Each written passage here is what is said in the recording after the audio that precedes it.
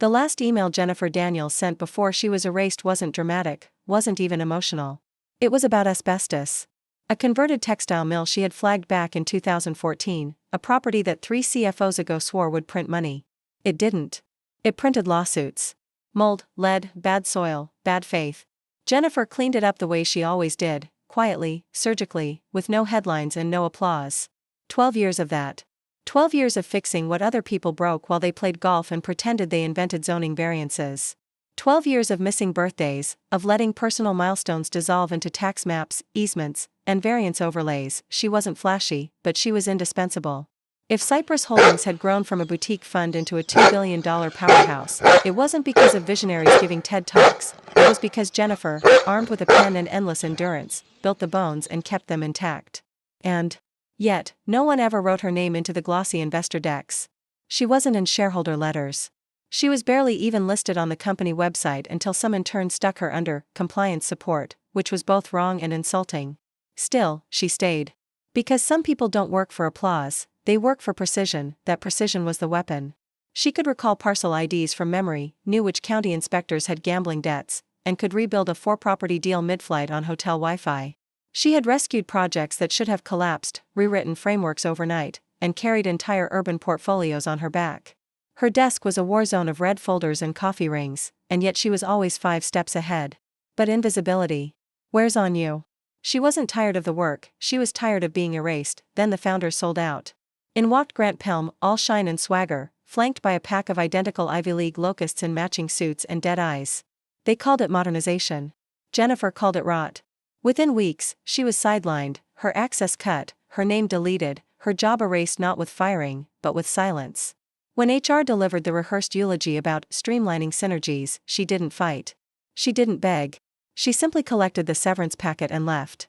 But the thing about Jennifer was simple: you could reorganize her out of a chart, but you couldn't erase her signature from history, because years ago, buried in a redevelopment framework no one bothered to reread, she had left a clause, a tripwire dressed as governance.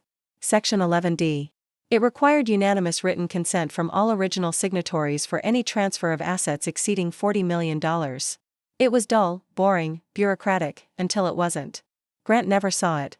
His team never even thought to look. But Jennifer remembered. So when the $375 million portfolio transfer was announced, Grant smiling into cameras, calling it visionary, Jennifer didn't rage. She didn't scream. She just sat at her kitchen table, folder open, claws in hand, and whispered, "Let's be disruptive." She waited until exactly 9:06 a.m. on a Tuesday to send her email to the buyer's acquisitions advisor. Just 3 sentences. Just enough to point at Section 11D. She signed only with her initials, JD. Within hours, the buyer's office was panicked. Evelyn Park, their general counsel, flagged the clause. Her memos were sharp, surgical, and impossible to ignore. Evelyn wasn't flashy either. She didn't drink champagne at galas, didn't spout buzzwords. She was precise, like Jennifer. In another life, they might have been allies. In this one, Evelyn was the one person in the room who understood that Jennifer wasn't noise. She was leverage. The gala came 2 days before closing. The Larchmont Grand dripped with money, champagne towers, mirrored centerpieces, DJ spinning ambient nonsense.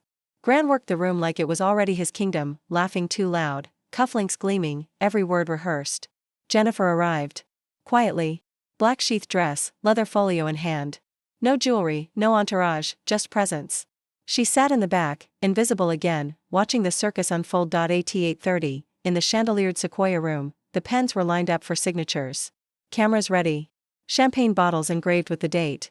It was meant to be the coronation of Grant Pelham. But Evelyn Park interrupted. Calm, deliberate, she said, "Before we proceed, I'd like to clarify one matter related to Section 11D. The room stilled. Grant brushed it off with a laugh. Legacy clause. Doesn't apply. But Evelyn slid the document across the table to Cypress's lead attorney. His face drained.